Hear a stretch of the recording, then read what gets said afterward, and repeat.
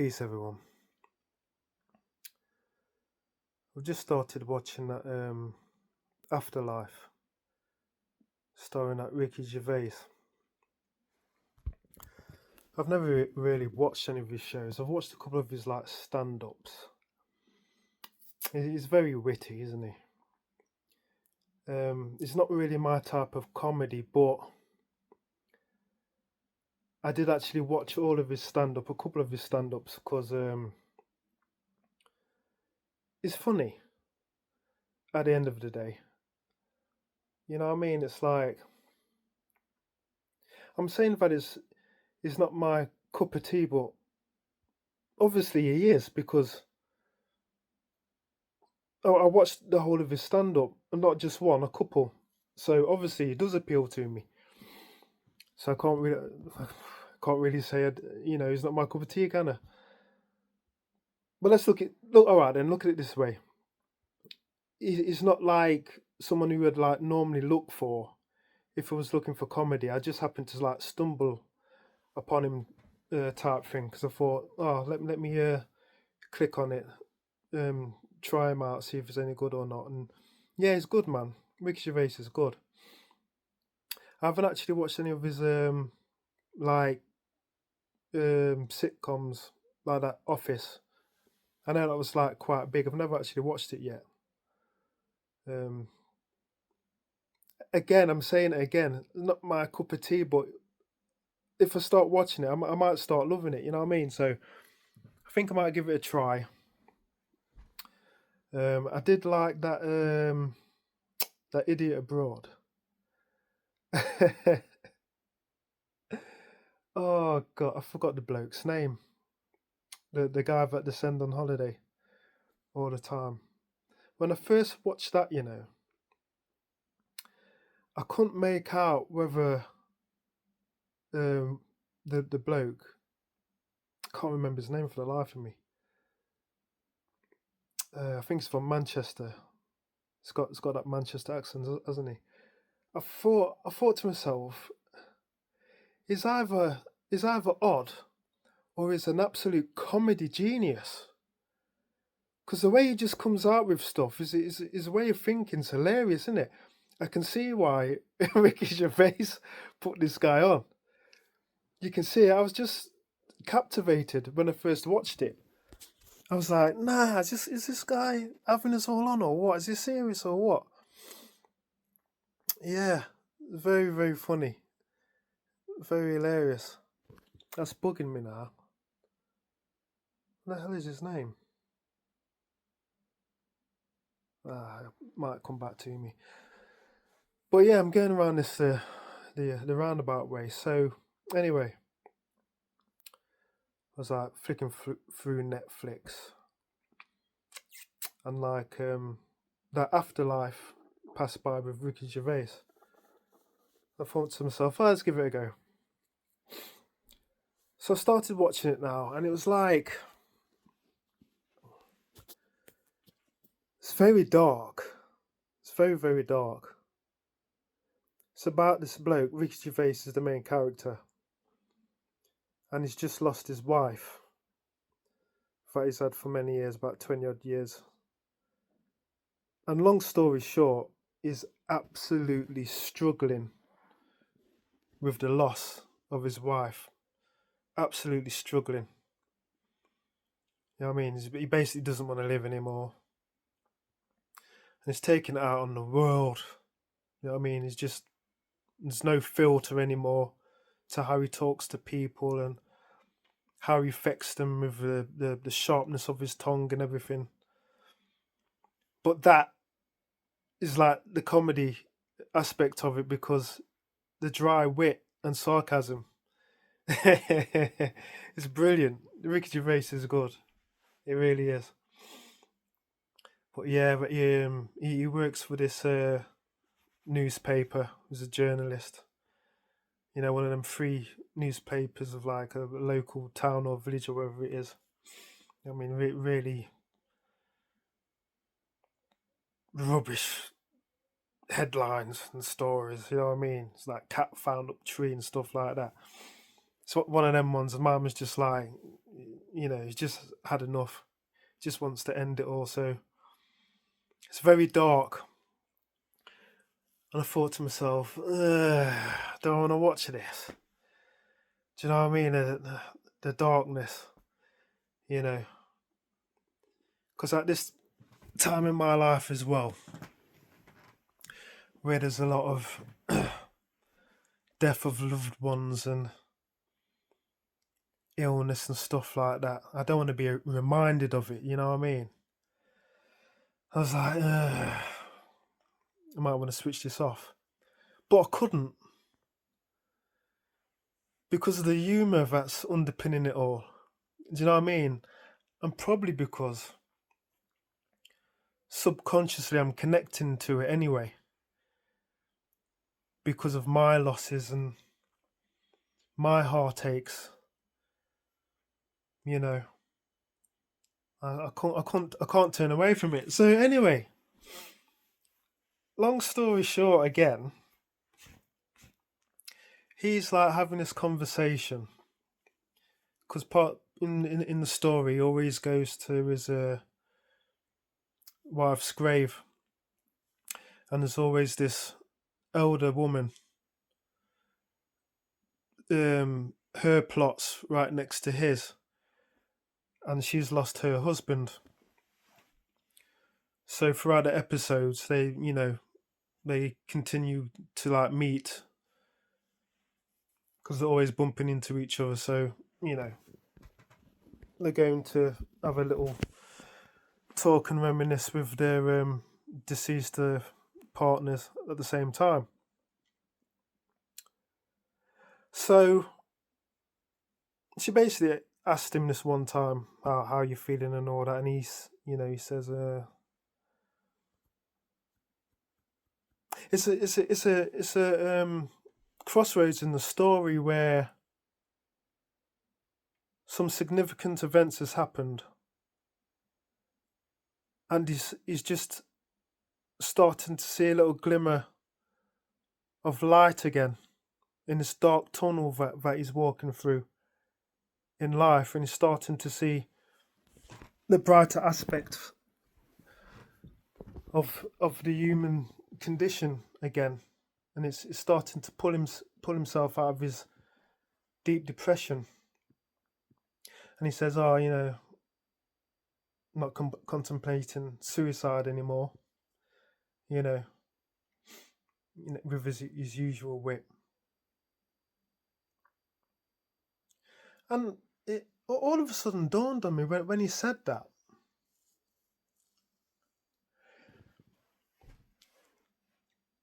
We've all, like,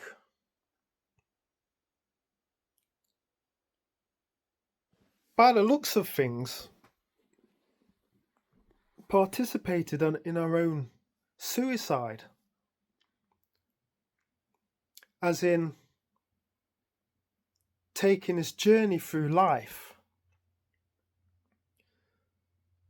with all its troubles, trials and tribulations. It's like, according to some, like, mythologies, like, life is really death. It's really a form of death. It's in reverse. We're coming from a real life, from the real realm of form or forms, spirituality, ideas. And this is like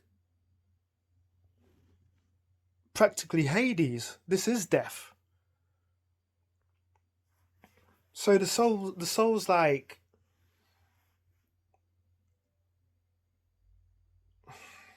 how can I say? Like in the tarot, made that leap into the unknown, that jumping off the cliff into like a death. Another definition of death is self-defeat. Knowing full well you're going to go into into some sort of defeat from a world of bliss. You could have stayed there, type thing. The reason why I say that is because I'm interested in mythology, legend,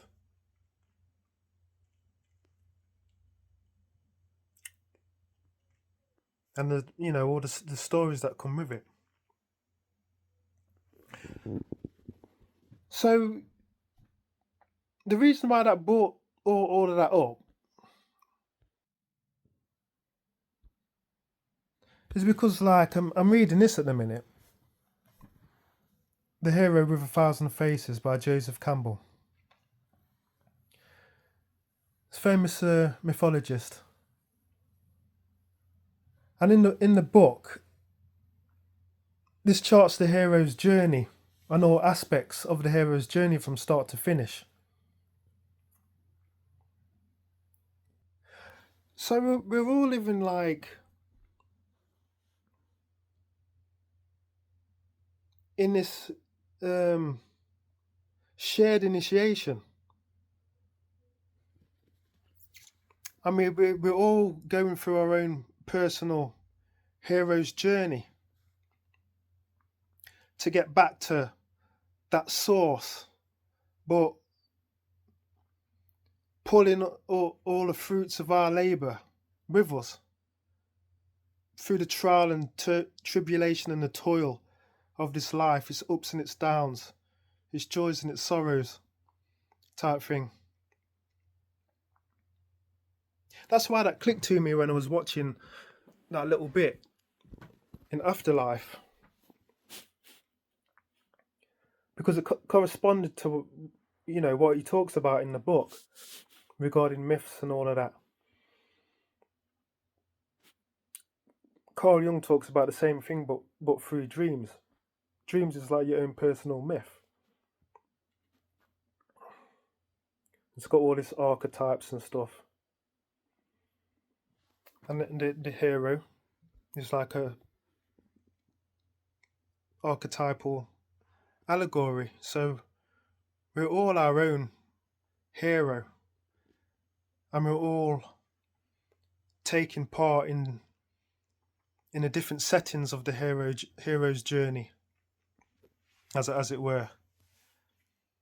It's fascinating to look at what goes on in the mind and how it's portrayed in folklore and legends around the world, how it's expressed, because all of it's the same stuff. It's just painted with the culture of the particular people at a particular moment in time. And that's what it shows you in that book as well. It goes through each aspect of the journey, and then he pulls up examples from all different traditions, like the Hindu tradition, the Greek myths, Christianity, Viking religions, Celtic, everything, Aztec, and it's a great read as well, because you learn all these like different stories from all these different folklores that you never heard of, or never would have heard of, if he hadn't have put them all into this book. That's why it's good to read. It's good to read it. It extends your vision in life. You see things that other people wouldn't see. It's like putting on different lenses. Like in Predator, you can only see in infrared, so he misses certain aspects until he changes his vision on his helmet. Then he's like looking at stuff in ultraviolet, so he catches stuff that he didn't catch before, and then he changes it again. That's what reading does. You know what I mean? You look through different aspects of life.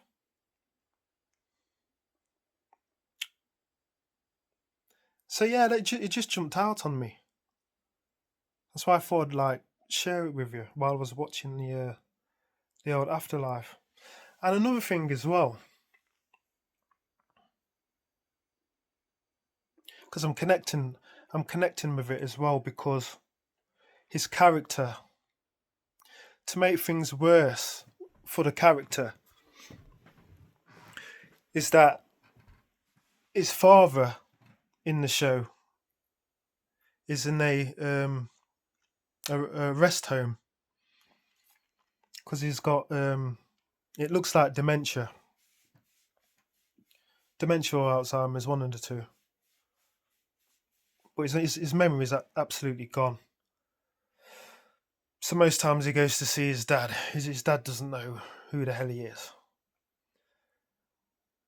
And then some fragments come up and it's like, oh,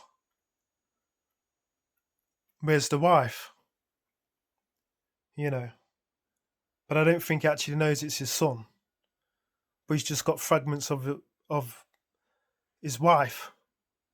Do you get what I mean? Very fragmented. That's what happens to people with dementia. And in this particular episode as well, that I've just been watching, he's on the crossroads. Things are looking up. And because things start to look up for him, all the different scenarios are starting to brighten up as well, with all the characters he has interaction with. So this particular time,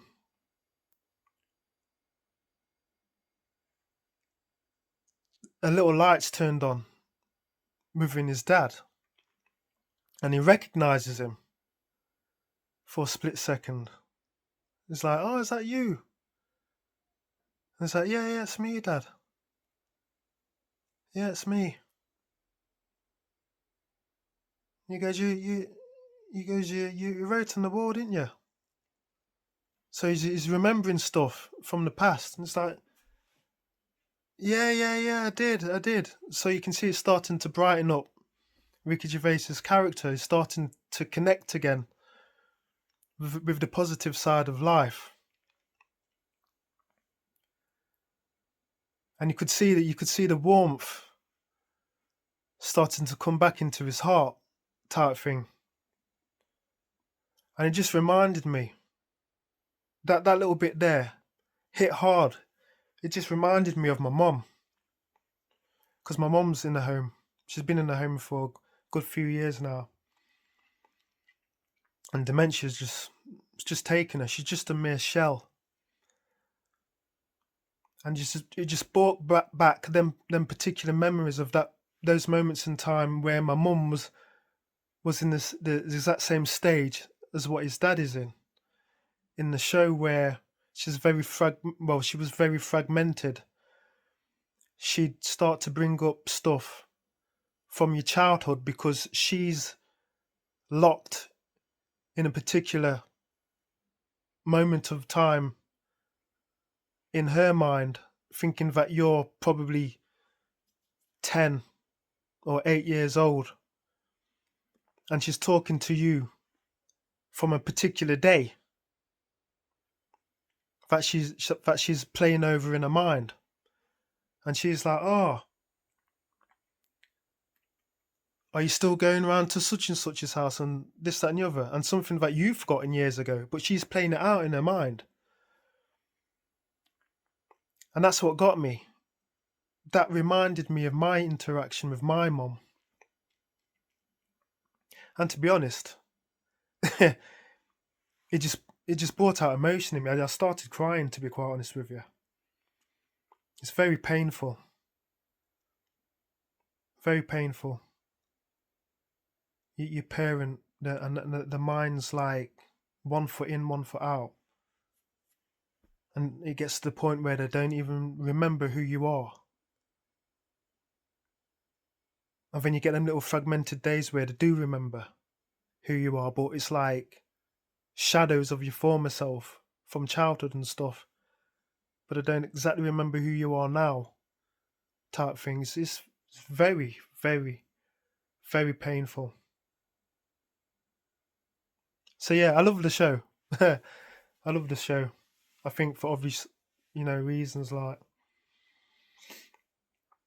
yeah, dementia's hard, man.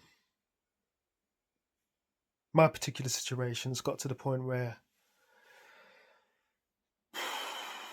she can't communicate anymore. She can't talk. She can hardly see.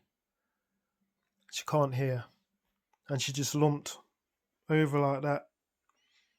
You just have to feed her liquids and stuff. She's just existing. From the point where she was still there, just forgetting bits and bobs, to the point where now she's just a prisoner in her own body. It's very distressing. So my heart goes out to everyone with relatives, even close friends, who's afflicted with dementia or Alzheimer's. Wouldn't wish it on my worst enemy, to be quite honest. Yeah, so that's a struggle. It's a struggle. Yeah. Your heart goes with them. They're dissipating out of life for you. That bit in your heart, that's them. It's shedding as well, it's going away.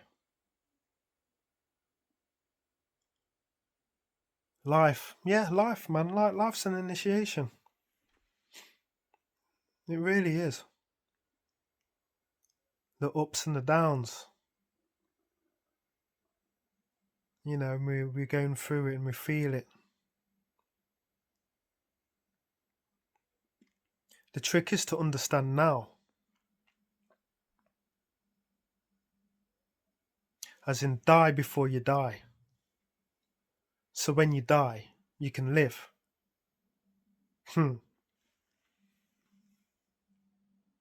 Yeah. Trying to recollect the whole of your life experience now, so you can understand yourself and life before it ends. So then afterwards you can live a more profound, more fuller life, because you understand it better. Why leave it to the end? And enjoy it to its fullness now by being a scientist and understanding it. That's why I love mythology, legends, stuff like that.